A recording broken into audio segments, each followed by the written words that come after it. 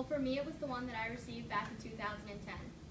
Ever since that moment, I learned to never take anything or anyone for granted. How many of you have gotten a phone call that changed your lives? Well, for those of you who didn't raise your hand, I hope you never receive one like the one that I did. Today I'm going to talk about how I lost one of my best friends, how it affects the community around me, and what we do now to remember her life. My first main point is how I lost one of my best friends. I remember it like it was yesterday. I was asleep like any other school night when I was woken up from a text from one of my friend's Facebook statuses that said, "May angels lead you in." Not knowing anything and being half asleep, it didn't hit me until I was woken by several phone calls. This is the call that changed my life. Hearing that my best friend Kristen had been in a car accident and didn't make it left me with no words. And from the second I heard those words, I went into shock and thought, why her and why do bad things happen to the best people? She was one of my first friends when I moved to the area and soon became one of my best friends, and one that I knew that I couldn't live without.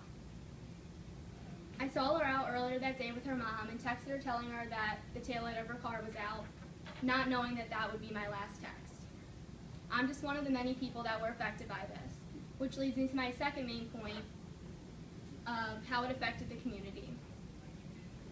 Kristen was the bubbliest person I'd ever met.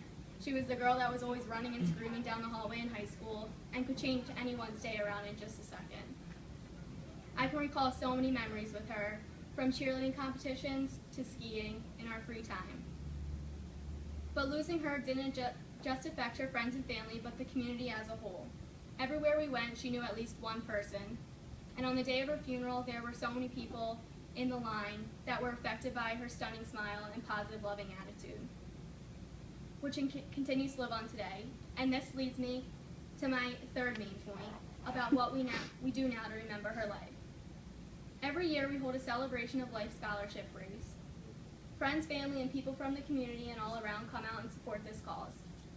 We hold it at one of the colleges by my hometown, and it's a 2-mile race, and you could walk or run. And there's different age groups, so every age group gets an award for whoever wins. All of the money raised goes towards the Kristen Krempko Memorial Scholarship, and it's given to one person the graduating year every year. This is the day that everyone comes together to celebrate and remember the young life that was taken from us.